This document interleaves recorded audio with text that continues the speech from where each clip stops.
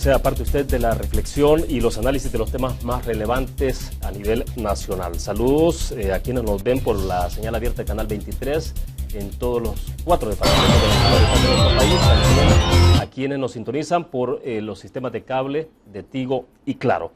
Esta noche hablaremos del contexto político y social de nuestro país, pero de manera especial de lo que está ocurriendo en Nicaragua, del socialismo del siglo XXI y sus consecuencias en la región, porque, como bien decimos en esta entrevista, todo está conectado y nada es producto de la casualidad. Vamos a plantearnos también entonces sobre esa visión, el análisis y todo lo que podamos hacer en términos de reflexión sobre este tema tan importante. Está con nosotros esta noche en nuestros estudios Álvaro Sevilla, él es el director del Comité de Solidaridad Estados Unidos-Nicaragua, también Ulises del Dios Guzmán, ex magistrado de la Corte Suprema de Justicia. Álvaro, es un gusto. Buenas noches, bienvenido. Gracias, William, por la oportunidad de poder conversar sobre Nicaragua, que es un tema que implica sobre la historia, sobre las relaciones de El Salvador y Nicaragua, y no solo nuestros dos países, sino que todo Centroamérica. Perfecto, bienvenido, Ulises, un gusto. Muchas gracias por la invitación y es un gran gusto y un honor estar compartiendo con esta distinguida personalidad. Bueno, perfecto. Iniciemos con el tema de Nicaragua porque es que, bueno, es imposible querer ver el desarrollo y la evolución de la humanidad, de los países, de manera individual, de manera aislada, ¿no? Entonces, todos los acontecimientos ha ocurrido siempre. En la Guerra Fría, ha ocurrido después de la Guerra Fría, después de los acuerdos de paz en El Salvador, y continúa ocurriendo. Es decir, la conexión y ahora las alianzas humanas que se han consolidado más con el tiempo, ¿no? Y ahora, si nos vamos a hablar del tema de redes sociales, el uso del Internet y todo esto, todavía más vinculados, imposible hablar de islas en el mundo. Entonces, iniciemos con el tema nicaragüense, Álvaro, porque 16 diputados propietarios destituidos y 12 suplentes del Partido Liberal Independiente del PLI fuera de base. Esto después de una resolución, debo entender, del Tribunal Supremo Electoral. Aquí es Supremo Electoral, allá debe ser Tribunal de Elecciones. Es el Consejo. El Consejo. Consejo Supremo Electoral. Rápidamente, para introducción, para que se ubiquen nuestros televidentes un poco de qué es lo que estamos hablando en el caso particular de Nicaragua. Nicaragua es, y lo que se está viviendo en Nicaragua es producto de la planificación y dirección orquestada de la implementación de una dictadura familiar. Una dictadura familiar en el cual su principal cabeza es Daniel Ortega Saavedra y su esposa Rosario Murillo. Daniel en este periodo es un gobernante inconstitucional. ¿Por qué? Porque la Constitución de Nicaragua prohibía la reelección continua, pero por manipulación de la Corte Suprema de Justicia de Nicaragua, él hizo un recurso de amparo de que la Constitución le violaba el derecho a reelegirse. Obviamente, la Corte Suprema de Justicia, manipulada por Daniel Ortega, es la que provoca de que lo autoricen a correr por este segundo periodo vigente. Por eso los medios independientes de Nicaragua le llaman a él inconstitucional presidente.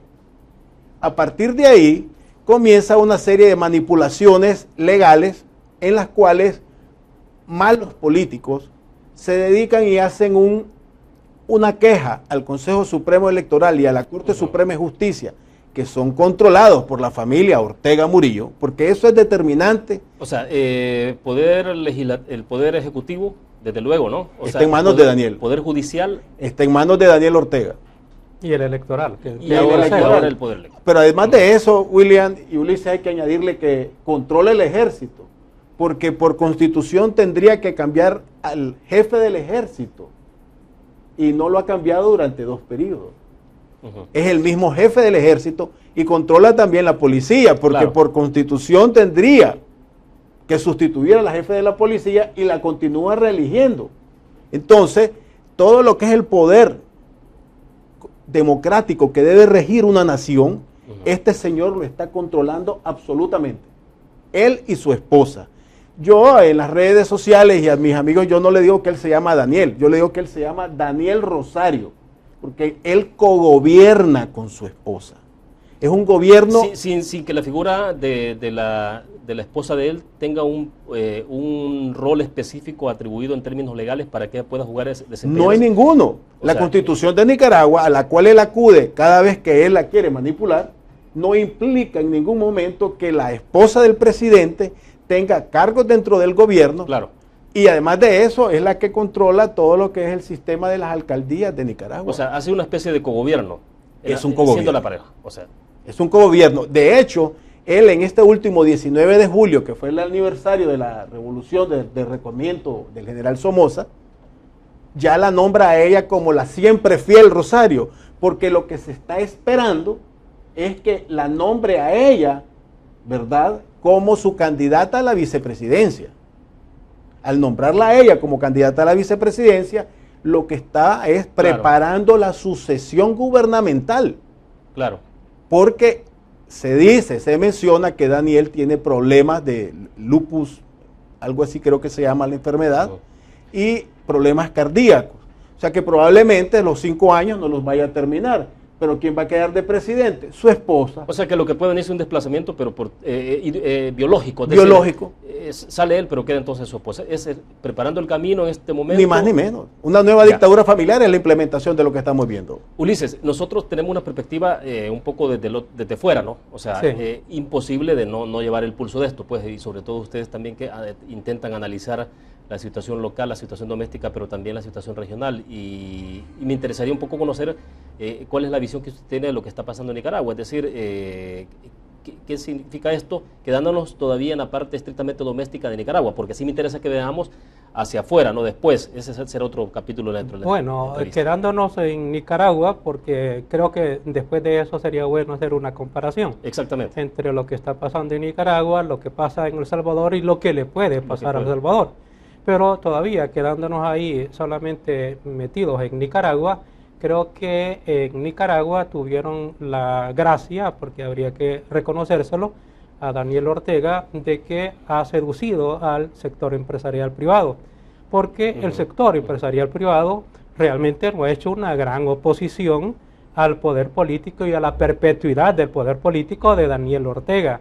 No sé si por haber sido intimidado o por haber sido seducido, pero incluso en esta ocasión en la que han destituido a los diputados del Partido Liberal Independiente, el comunicado de COSEP, del Consejo Superior de la Empresa Privada, realmente lo que pide es que se restablezcan, dicen, las condiciones para la sobrevivencia de la democracia, como queriendo dar a entender, y la garantía del pluralismo, como queriendo dar a entender que si no se hubiesen destituido a estos diputados, entonces la democracia estaba funcionando. Y por supuesto que no. Sí, Daniel Ortega ha venido consistentemente, sistemáticamente, durante años atrás, apoderándose de toda la institucionalidad estatal y al mismo tiempo también enriqueciéndose y apoderándose de Nicaragua, de modo tal que ha adquirido un poder económico que creo que nadie tiene en Nicaragua y un poder también político que nadie tiene en Nicaragua, y al final lo que comenzó siendo una especie de autoritarismo ahora se perfila claramente como un totalitarismo institucionalizado. Ahora, peligroso, esto es peligroso, o sea, en el escenario que está planteando Nicaragua es peligroso porque realmente entre Nicaragua y nosotros existen algunas similitudes.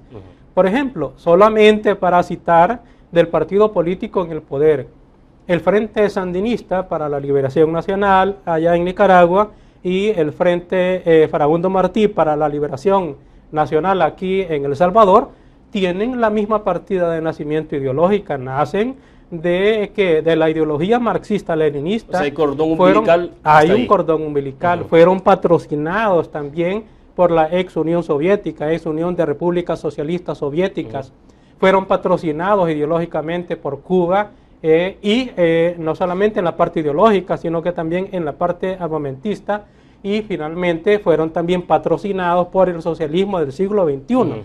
Y en el socialismo del siglo XXI se hizo, digamos, y consolidó un enjambre alrededor de Venezuela, mientras Venezuela pues le estaba dando dinero a todos los que se declaraban socialistas del siglo XXI, sin entender realmente de qué se trataba, pero toda vez que podrían ellos lucrarse de las bondades del extinto presidente Hugo Chávez. Perfecto. Ahora, lo que tengo proyectado acá es del periódico digital nicaragüense, El Confidencial. Esto es reciente, de esta semana, y me llamó la atención el artículo del Confidencial de este día, porque dice, esta semana entrante cuando la Asamblea Nacional regrese de su receso de medio año, los 91 diputados que serán llamados al Parlamento serán los 62 electos por el Frente Sandinista, sus aliados y los diputados del PLI, entre comillas, zancudo, que decidieron permanecer en sus cargos bajo la dirección del nuevo colaborador político del FSLN, Pedro Reyes, junto a aquellos que se integrarán en sustitución de los 16 diputados propietarios destituidos este viernes, o sea, viernes la semana pasada, antepasada. De continuar todo esto según lo trazado por los poderes del Estado, dice, al servicio del comandante Daniel Ortega, no habrá entre ellos ningún representante de la oposición.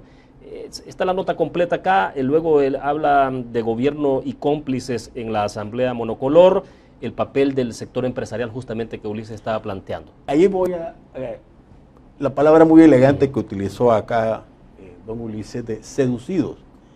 Fueron comprados. Fueron comprados porque la ascensión al poder de Daniel Ortega coincide con la puesta en marcha del proyecto Alba Petróleos en Nicaragua, financiado por el señor Hugo Chávez. Que no tiene ningún control de corte de cuentas, se maneja como, esos fondos se manejan, debo entender por lo que he leído. Se maneja en forma privada una deuda externa del país, que inclusive en los últimos tiempos, adecuándose a las condiciones que tiene Nicaragua y que tiene Venezuela ahorita, ya la deuda fue estatizada, pero la utilidad quedó a favor de la empresa Alba Petróleo de Nicaragua, que la controla la familia Ortega Murillo.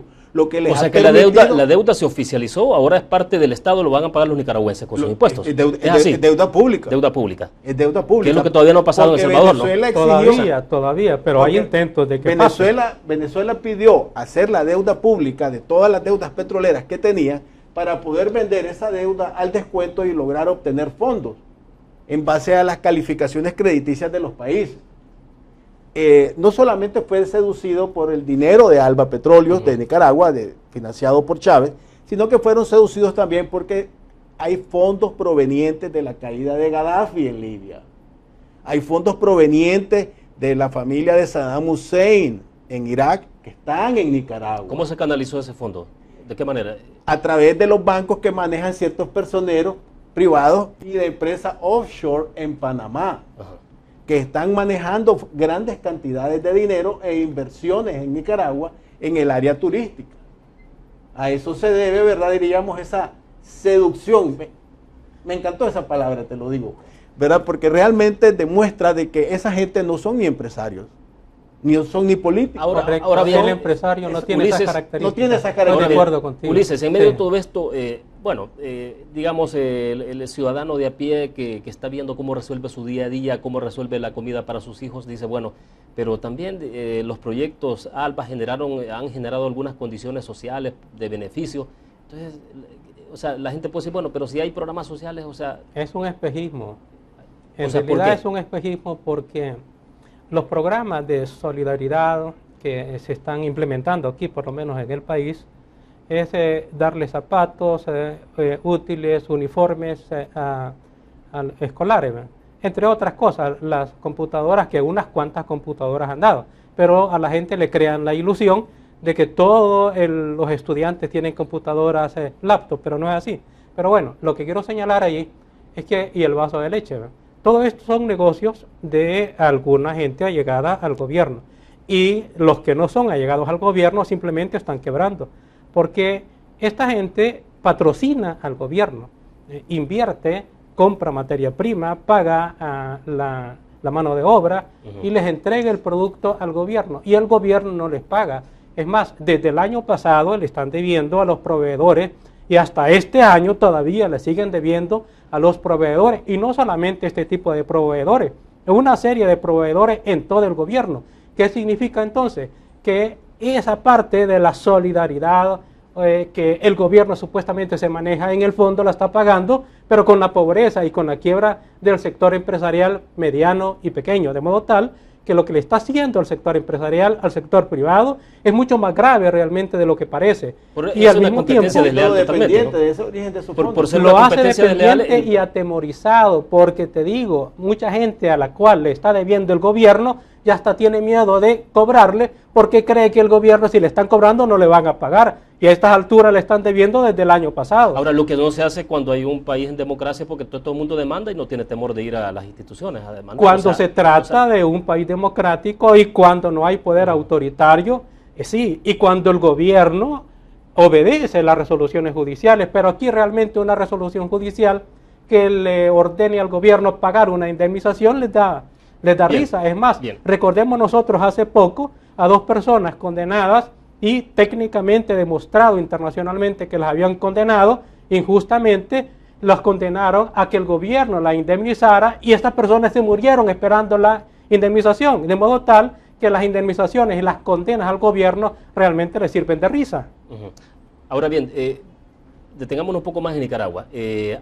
¿Hacia dónde entonces? ¿Hay elecciones el 2 de noviembre? El 6 de noviembre va a haber elecciones en Nicaragua.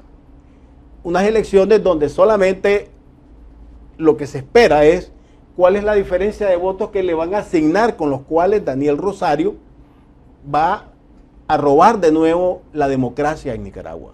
¿Por qué? Porque no hay partido opositor. Los partidos opositores, utilizando la palabra que es muy conocida, de zancudos, ¿verdad? En Nicaragua, para decir un partido político zancudo, es un partido político que se vende al que está de gobernante de turno. El general Somoza tenía partidos zancudos, el partido conservador. El término viene de hace décadas. Desde hace décadas. Es un partido zancudo, o sea, simplemente esperan las prebendas que el gobierno les arroja para hacer y llamarse somos oposición. Aquí decíamos, o se decía en el vulgo, digamos, en general, los partidos taxis. Partidos taxis. Al final bien definido también, caben, partido zancudo, partido taxi, es el que hace lo que el gobierno le dice siempre y cuando negocia, voto a voto, que es lo que me conviene que me apruebe en la Asamblea Legislativa. Pero en el caso de Nicaragua, la mayoría absoluta, dictatorialmente la controla Daniel Ortega.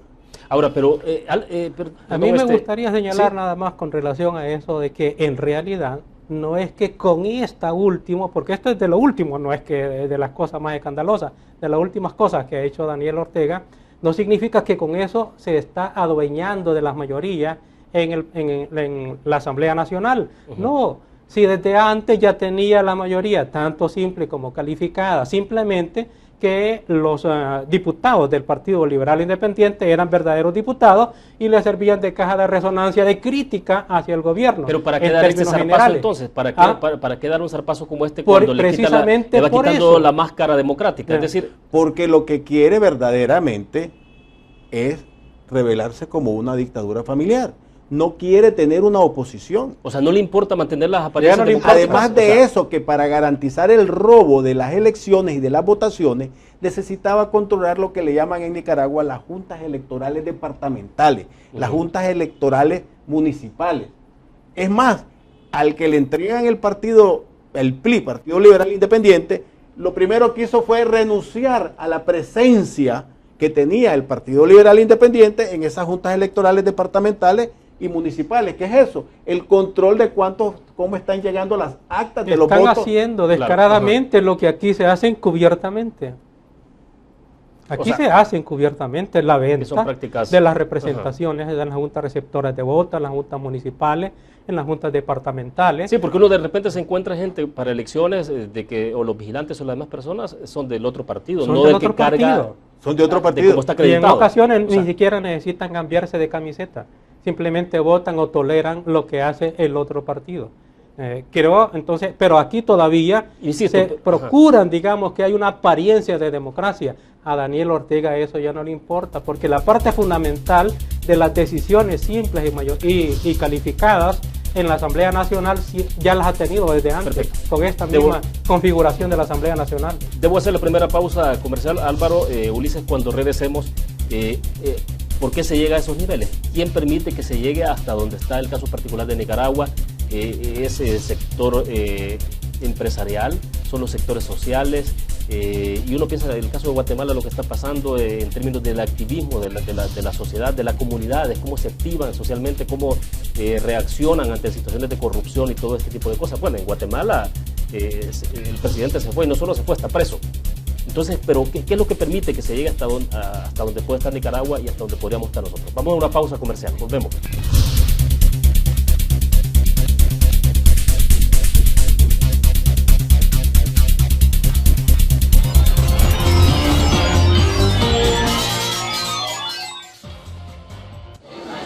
El pollo y el el huevo han formado parte de tu vida. A veces caliente, a veces frío, a veces visible, a veces invisible. El pollo y el huevo han estado siempre contigo. Son los alimentos de todos los días, los saludables, los que no pueden faltar en tu casa, porque te nutren y te dan fuerza. Aves, 60 años. Pollo y huevo todos los días.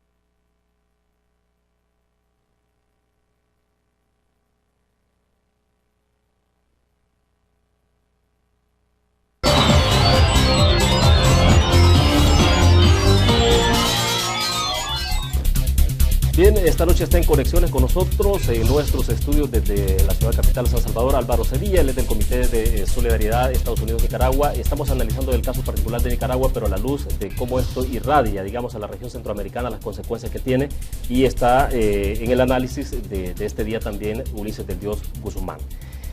Lo que tengo proyectado acá siempre es siguiendo un poco la pista de lo que ha planteado el Confidencial, que me parece que son de los análisis bastante agudos que hay. Hay muchos, me imagino, en Nicaragua, pero bueno, el Confidencial en el caso desarrollan bastante análisis a profundidad y dicen empresarios en el espejo de la clase política y comienzan a desprenderse ahí sobre algunas valoraciones. La oposición, dice, está convencida de que las próximas elecciones, sin credibilidad en el sistema electoral cuestionado por fraudes anteriores, sin observación nacional e internacional independiente y sin competencia por la exclusión de la oposición, además de la reciente destitución de los diputados opositores, afectará el clima de negocios en Nicaragua.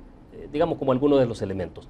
Y esto me lleva entonces, Álvaro, a plantear qué es lo que ha permitido que en este caso Nicaragua llegue hasta donde llegue. Recientemente estaba leyendo una encuesta que se ha cruzado en Venezuela y hasta hoy el 65% de la población admite que cometieron un gravísimo error el haber permitido que se instalara Hugo Chávez con el Partido Socialista Unido de Venezuela. Hasta hoy el 65% de la población admite que han cometido un gravísimo error. Claro, hay todos unos procesos detrás de esto, ¿no? Pero insisto, vamos a señalar un nombre en Nicaragua. En Nicaragua el nombre se llama Arnoldo Alemán Lacayo. Él fue presidente de Nicaragua, él fue un saqueador del erario público de Nicaragua. Arnoldo Alemán es condenado a la cárcel durante el periodo de Enrique Bolaño Cayer, puesto en la cárcel por haber saqueado bienes de la República de Nicaragua. Pero él controlaba a los diputados del Partido Liberal en la Asamblea Legislativa y realiza pactos con Daniel Ortega que le permitieron salir de la cárcel como reo valetudinario, que obviamente inclusive le permitieron participar en las últimas elecciones presidenciales de Nicaragua, donde obtuvo un diputado nada más en la Asamblea. Eso es lo que permite, ese es un nombre que vamos a señalar, ese es un nombre que es aliado a Daniel Ortega Saavedra, Arnoldo Alemán Lacayo, que le ha permitido inclusive conservar ciertos cargos como su hija, vuelva a ver, la hija de Arnoldo Alemán es miembro de lo que es de lo que sería acá en El Salvador la Corte de Cuentas. Allá se llama la Contraloría. Exactamente. ¿Verdad? Allá en Nicaragua la señora esta es directora de la Corte de Cuentas en un estado corrupto donde jamás han descubierto algo de corrupción, pero ahí está ganando. O sea, oficialmente no hay corrupción. No hay corrupción en Nicaragua. No hay corrupción en Nicaragua, pero estos son nombres que van aliados a esto. De acuerdo. Tú señalas el COSEP de Nicaragua. El COSEP de Nicaragua ha estado siguiendo la misma línea que hizo con el general Somoza. Yo hago mis negocios, pero vos no te metas con los míos. Pero resulta que esa práctica fue con Somoza también, o sea, se quedaban callados hasta que la familia Somoza, por su mismo crecimiento incursionó en los negocios. comenzó a meterse en los negocios de la empresa privada. Pero ya Ortega está metido en los negocios. Televisión tiene los importantes. No tiene bancos, no tiene bancos todavía. No tiene empresas turísticas ¿Pero por todavía. Pero porque no es relevante eso para el negocio, o sea, o porque no ha podido. Está controlando lo que es el flujo del petróleo de Nicaragua y la venta del petróleo en Nicaragua a través de Alba Petróleos de Nicaragua, ¿ya? Está controlando lo que son los medios televisivos. No hay ningún canal independiente en Nicaragua. En Nicaragua usted no puede realizar en alguno de los canales una entrevista como esta de denuncia porque simplemente cierran el canal de televisión. Y lo esperan a la salida para llevarlo. Exactamente. Luego, además, una de las atracciones que hace la seducción hacia estos malos empresarios son los proyectos faraónicos que lleva Daniel Ortega Saavedra. Refinería de petróleo, supremo sueño de Bolívar, que jamás se hizo, que realmente lo que montaron fue una receptora de los petróleos que venían de Venezuela para distribuirlos en Nicaragua. Una gran represa que le llamaron Tumarín con fondos supuestamente brasileños, que terminó cerrando porque simplemente era otro caso de corrupción amparado por Brasil.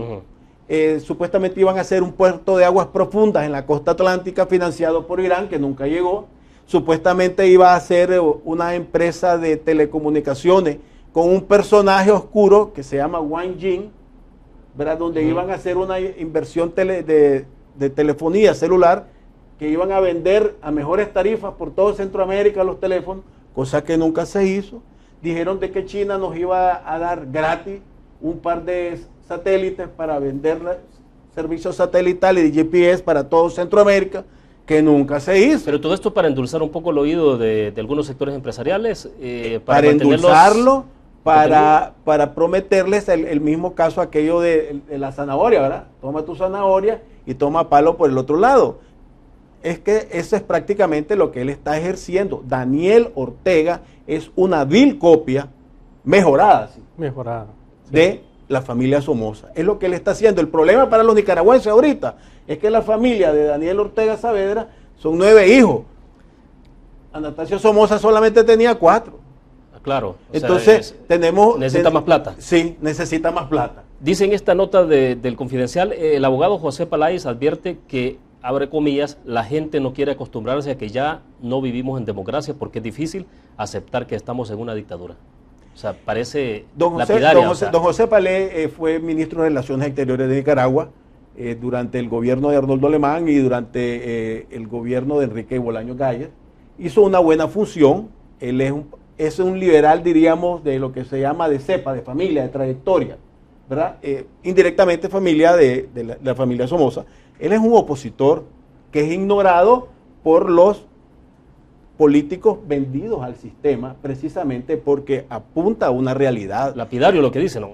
Los nicaragüenses no queremos aceptar que tenemos una nueva dictadura, porque inclusive la misma dictadura financia y compra gente dentro de la oposición nicaragüense para atacarse dentro de ellos mismos, acusándose de que tú eres a favor de Ortega. Ulises, estamos repitiendo ciertos ciclos, o sea, uno no logra entender cómo, bueno, en el pasado la represión, y era típico, digamos, de los gobiernos de derecha, las dictaduras de derecha, y la represión, el atentado a la libertad de expresión, la persecución a periodistas, y que viniera de ese lado, bueno, y las izquierdas habitualmente no eran quienes lideraban todo el planteamiento, el discurso de defensa de la libertad de expresión, las víctimas, derechos política, humanos, libertades políticas. Entonces, ¿cómo es que después de 20, 25 años caemos en una situación de esta, pero gobiernos de izquierda que se promocionaron, se vendieron o se ofrecieron a la población como los salvadores ante situaciones como esta y asumiéndose de que iban a hacer una lucha fuerte, vehemente en defensa de los principios democráticos? Bueno, así es que los gobiernos de izquierda realmente siempre han sido dictatoriales y los de esta nueva generación, los del siglo XXI, también han tendido esta tendencia a perpetuarse en el poder. Veamos todos los demás países de que participan del siglo XXI, comenzando por Venezuela. Nicaragua es un magnífico ejemplo, Ecuador otro magnífico ejemplo, Bolivia otro magnífico ejemplo. Todos tienden a perpetuarse, lo que significa que no tienen vocación democrática. Y lo mismo tiende a hacerse aquí. Ahora, aquí no es a través del individuo, de la persona, del presidente, sino que a través del partido, por las circunstancias particulares. del primer presidente que no era parte del partido, simplemente sirvió para romper la trayectoria del partido de derecha. Y este segundo presidente que ya no aguantaría otro siguiente ejercicio presidencial. Entonces aquí lo que se proyecta del continuismo es a través del partido, del Frente Farabundo Martí para la Liberación Nacional. Y la verdad es que en este momento ellos no tienen otra opción. ¿Por qué razón? Bueno, se rumora que hay tanta corrupción en el gobierno que si hubiese un partido opositor, un partido de derecha, pues entonces mucha gente del partido en el gobierno actualmente iría a parar a prisión si hubiese un cambio de gobierno. Y entre mantenerse en el poder, bien sea por los votos, bien sea por el fraude, bien sea por la coacción, a ir a prisión, creo yo que la mejor opción es mantenerse en el poder, sea como sea. Y eso es lo que nosotros hasta ahora, los salvadoreños, no hemos logrado ver. Y el buen ejemplo nos lo está dando los nicaragüenses. ¿Usted cree que hay que incluso mirarse en en el ese espejo? sector empresarial? Porque en el sector empresarial hasta hace poco, y digo hasta hace poco porque todavía se sigue pensando lo mismo, que en Nicaragua es un paraíso para ir a invertir el sector empresarial privado, porque creen que Nicaragua va a respetar siempre las reglas del sector empresarial privado, y eso no es cierto. ¿Por qué? Porque aquí lo acaba de decir Álvaro, en la medida en que la corrupción, la expansión, el enjambre de gente alrededor de Daniel Ortega o de la gente que está ahí vaya creciendo y la ambición va a ir apoderándose de todos los espacios económicos y poco a poco el sector empresarial, el propio sector empresarial va a irse reduciendo a la miseria. Ahora, es imposible hacer esa separación porque sí, uno ha escuchado a algunos empresarios que dicen, bueno, pero es que en Nicaragua hay condiciones para invertir, o sea, yo llego y tengo las condiciones rápidas, permisos ambientes, permisos de todo tipo y yo instalo. Porque van a invertir, pero sobre la base de que obviamente no tiene que meterse en la parte política. Bueno, dos cosas. Uno es que van a invertir en espacios económicos que todavía no es de interés de Ortega. Que no les genera conflicto de interés. Todavía. Sí, o sea, todo aquello que no entra en conflicto comercial, digamos. Por supuesto. O sea, es que hay un punto, y voy a señalar lo mismo que él dice, aprovechando lo que él nos está diciendo. La izquierda en Latinoamérica es una izquierda que siempre ha estado educada y fue formada en la dictadura Castro-Ruz.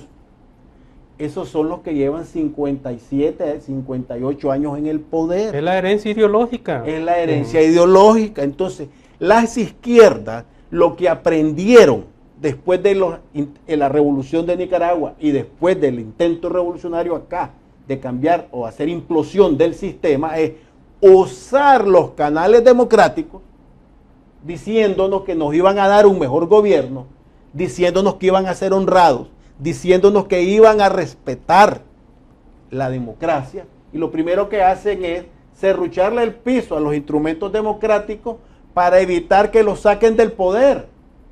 Ese es el problema de las izquierdas. Ahora, ¿cómo se evita esto? ¿Cómo se evita que se pueda llegar a ese nivel? Bueno, es decir, ¿cuáles pueden ser las fórmulas o los caminos que habría que, o qué es lo que tiene que hacer una democracia real? El tema de consolidación de las instituciones, ¿por dónde hay que caminar? Hay dos lados ahí muy importantes. El sector empresarial privado es muy importante en este caso. Pero aquí en El Salvador, el sector empresarial, el gran sector empresarial, ya tiene alianzas con la oligarquía del frente, con el gobierno. Y eso significa que esos intereses comunes que tiene entre el sector empresarial privado y el gobierno se distancian realmente de los intereses de la sociedad. En consecuencia, los verdaderos intereses para los verdaderos, la oligarquía propiamente, la élite económica del país, realmente no es un problema de qué partido político esté en el poder, sino cuánto es lo que ellos van a poder sacar con el partido político que esté en el poder. O sea, lo que no han podido ver en este momento es que este partido político en este momento hace alianzas con la élite económica por cuanto que lo necesita para tener algún soporte, por de pronto. Pero cuando el autoritarismo y sobre todo el totalitarismo llegue a entronarse, a consolidarse, cuando lleguen a controlar la totalidad de las instituciones gubernamentales, van a dejar de necesitarlos y en consecuencia los van a sacar del mercado. Eso es lo que no han podido ver y eso es lo que está haciendo ahora claramente Nicaragua está sacando del mercado poco a poco a todo el sector empresarial y solamente dejándolo los espacios en los cuales ellos no tienen ningún interés por el momento. Y el sector empresarial seducido, la base, los pequeños empresarios, que son la mayoría, creen realmente de que están bien, que hay una convivencia, pero esa convivencia realmente tiene un tiempo determinado. En la medida en que el sector que gira alrededor de Daniel Ortega se vayan apoderando de toda la parte económica de Nicaragua. O sea, no hay problema. Entonces los va a ir sacando, los va a ir no hay escribiendo. problema en tanto no haya colisión con los intereses. Una vez que entra la colisión de intereses, hasta ahí llegó la luna de miel. Ahí llega la luna de miel. Aparte también que es un arreglo, es una convención humillante. ¿Por qué razón? Le está diciendo, usted sométase políticamente, deje de ser ciudadano, conviértase en cosa por la sobrevivencia económica de su empresa. Es realmente un acuerdo humillante para el sector empresarial. Sí, Álvaro. Tú decías, por ejemplo, cómo evitar esto. ¿Sabes cómo se evita? Con la actitud periodística que tú asumes, de denunciar lo que está sucediendo, porque entonces de esa manera educamos a la población. Educamos a la población a que respete su voto. Que no es cuestión de solamente ir a votar y ya me olvidé de esa función. El ciudadano tiene el derecho a defender su voto, es lo más valioso que tenemos. Y se logra a través de periodismo que denuncia y enfoca los problemas, que enseña a la población a pensar que esos actos que estamos viendo públicamente... La parte de responsabilidad que puede tener a nivel de medios y el ejercicio periodístico en una democracia, estamos claros. Pero hay otros actores, ¿no? Que son mucho más, a veces, tengo la impresión que son mucho más determinantes a veces.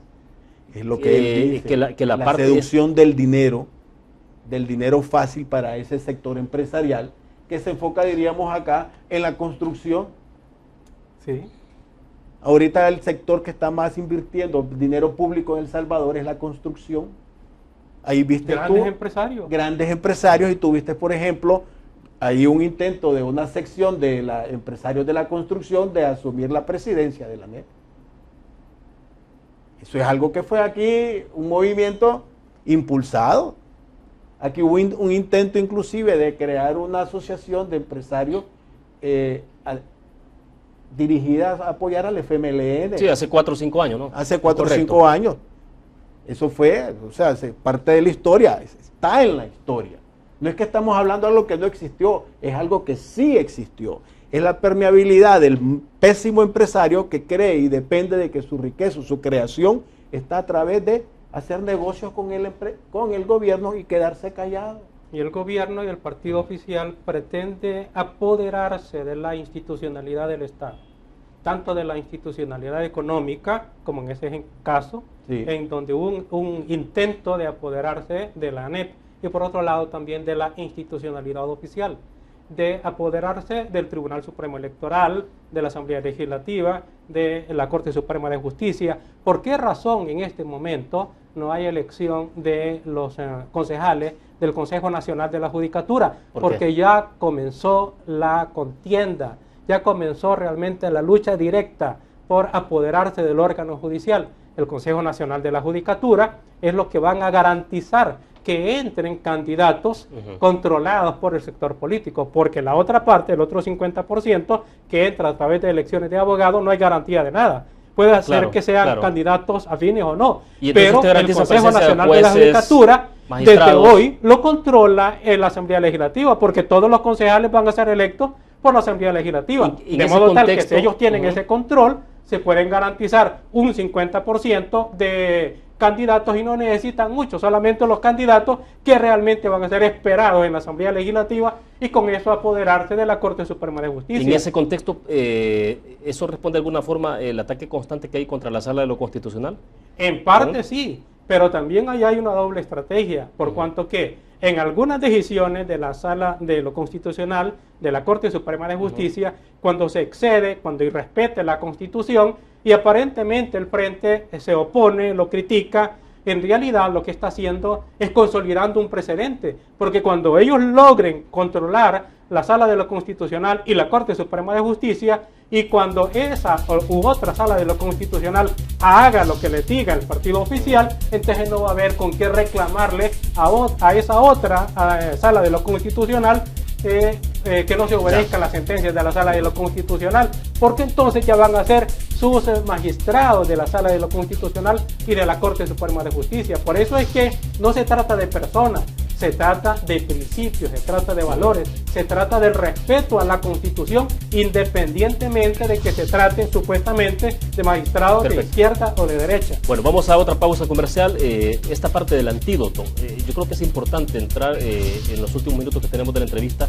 profundizar sobre los antídotos para no llegar hasta una situación como esa, ¿no? O sea, Nicaragua ya está mucho más en una situación, no sé si eso es un cáncer terminal el que tienen o en qué condiciones se encuentran, pero parece gravísimo. Vamos a una pausa, regresamos.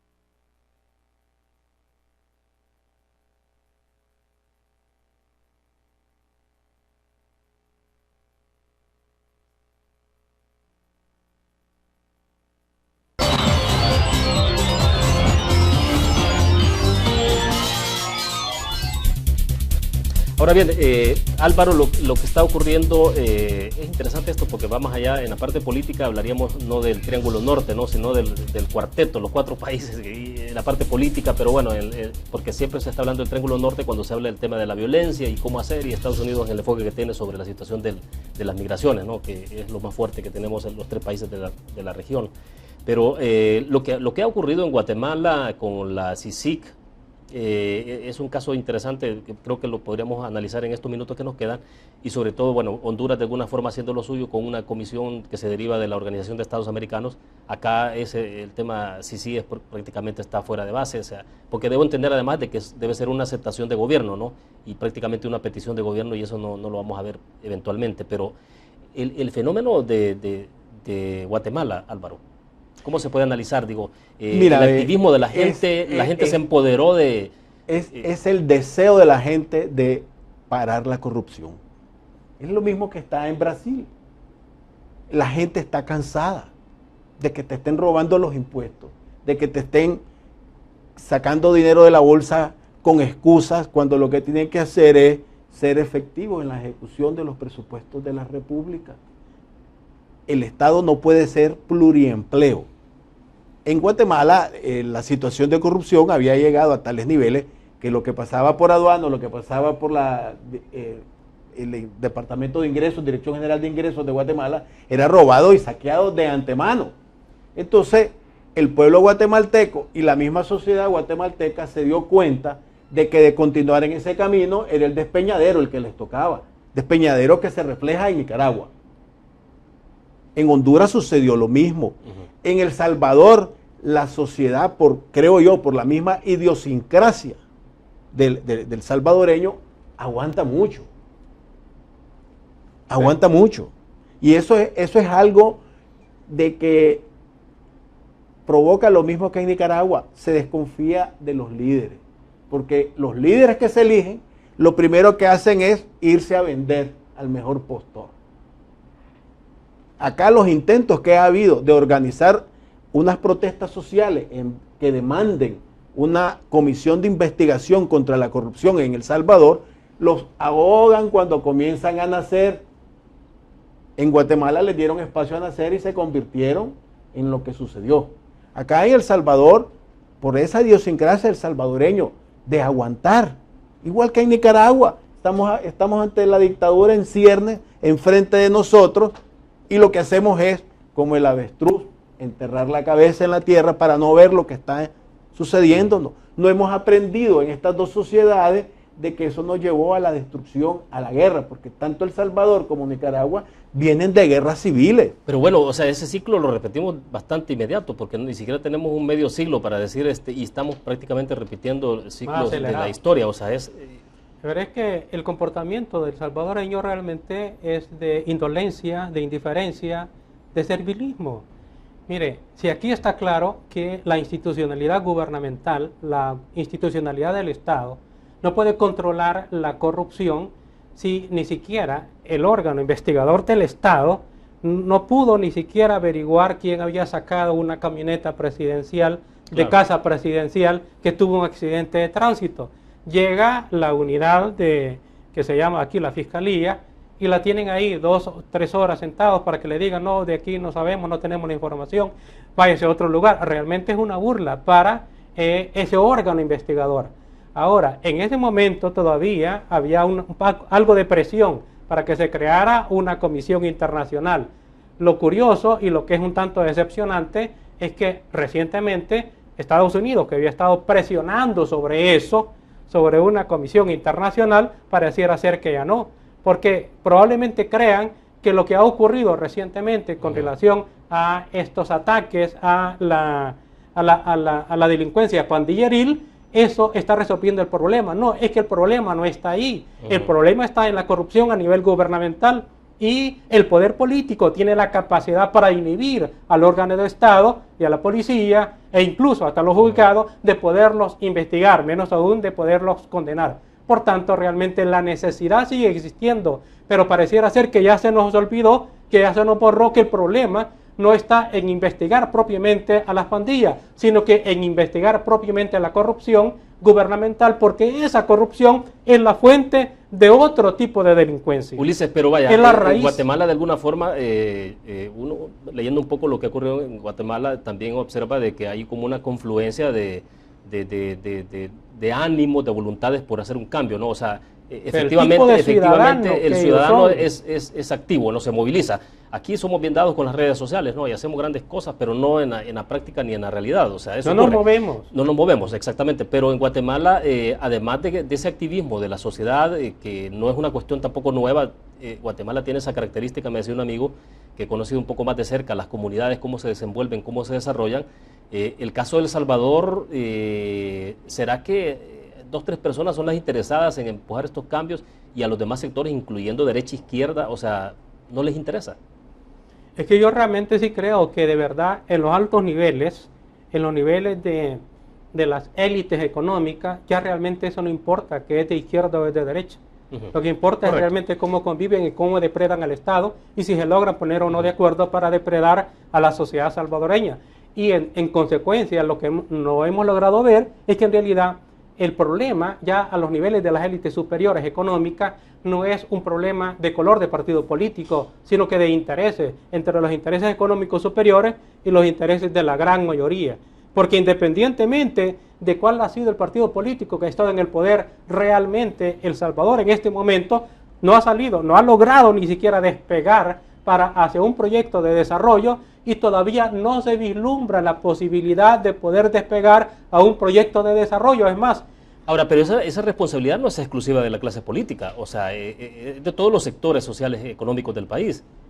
Es una responsabilidad directa de la clase política, directa, pero es una responsabilidad en el fondo del ciudadano, de la clase de ciudadano que nosotros somos, porque nosotros nos quejamos de los diputados que están en la Asamblea Legislativa y de los funcionarios que los diputados eligen a su vez en la Corte Suprema de Justicia, la Corte de Cuentas, etcétera, la Fiscalía General de la República, pero realmente, ¿quién elige a esos funcionarios que están ahí?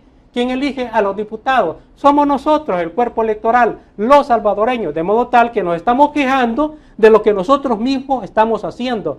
Y ahorita la gente que está en el poder, los partidos políticos grandes, en realidad no les preocupa mucho de que el cuerpo electoral esté apático a la votación, porque si nosotros vemos, ellos se aseguran con minoría, con el voto duro es suficiente. Con el voto duro se asegura ganar una elección. En este caso concreto, citando una de las encuestas más recientes, la mayoría de la gente no tiene partido político de preferencia, la mayoría. uno de los partidos políticos, el partido actualmente en el poder, que le critican la economía, la parte política, la parte de la delincuencia, la corrupción, todo planteado como un desastre, y la gente en general está considerando que es un pésimo gobierno y sin embargo tiene las preferencias electorales del voto duro. Y lo que es más preocupante todavía... Unos pocos decidiendo sobre la mayoría, o sea, unos pocos decidiendo el futuro. Pero esos pocos realmente van a decidir. ¿Por qué razón? Claro. Porque en el otro lado, el otro partido, que tiene, el único partido que en este momento, en mi opinión, tiene la única oportunidad de disputar la presidencia o el gobierno para el siguiente periodo presidencial, está por debajo. Está por debajo de las preferencias de ese partido oficial que la sociedad considera que lo está haciendo todo mal. ¿Cómo es eso que el otro partido político no ha logrado captar y convertir esa recriminación de la sociedad salvadoreña contra el partido oficial? No la ha logrado capitalizar. Entonces el partido de oposición es el que tiene el problema. Y es en consecuencia del cual va a depender que nosotros cambiemos o no cambiemos de gobierno para el siguiente periodo presidencial. Álvaro, entonces a veces no es tanto el problema de lo que hacen los otros, sino de lo que yo hago o no hago. O sea, el problema es sí, él lo dice, la oposición. ¿Qué tipo de oposición es la que estamos haciendo? ¿Una oposición que se vende, se calla? ¿O es una oposición activa? Porque un verdadero partido opositor estaría llamando a su fuerza a que pongan una comisión contra la corrupción, estaría en las calles, estaría a la cabeza de demandar eso, que es lo que se está pidiendo en Nicaragua. A toda la gente, probablemente en forma desunida ahorita, pero lo están pidiendo unido. La oposición, la verdadera oposición consecuente, es la que se pone a la cabeza de las demandas verdaderas de la población. ¿Qué es lo que no están haciendo aquí? Aquí en este momentito, ¿qué preocupación hay porque venga una comisión internacional para investigar la corrupción? Ninguna. Y era el gran tema hace 2 o 3 meses. Así somos nosotros, de volubles e indiferentes a los problemas. No distinguimos dónde están los verdaderos problemas y somos inconsistentes.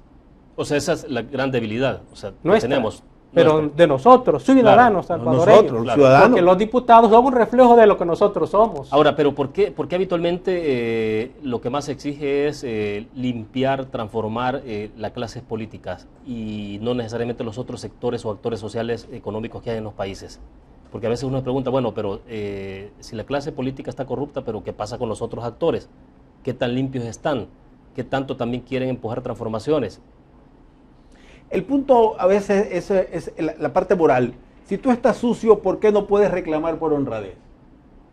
Yo te voy a decir, yo prefiero un político que reconozca que ha sido delincuente, que ha sido ladrón, a uno que me diga, yo soy puro y es un gran ladrón. Yo prefiero ver a un político reconocer los errores que cometió y decir, estoy enmendado, estoy curado en salud, y protestar porque no suceda lo que él cometió. Yo prefiero a un político que denuncie la corrupción a uno que me esté dando mensajes bíblicos en su radio. Yo prefiero a un político que reconozca sus malos actos de gobierno, de saqueo, que me esté diciendo, ¿me entiendes?, a través de mensajes de vípero o entrevistas fabricadas para él, ¿ya?, acerca de la derecha o la confabulación de la derecha en contra de la izquierda en el poder.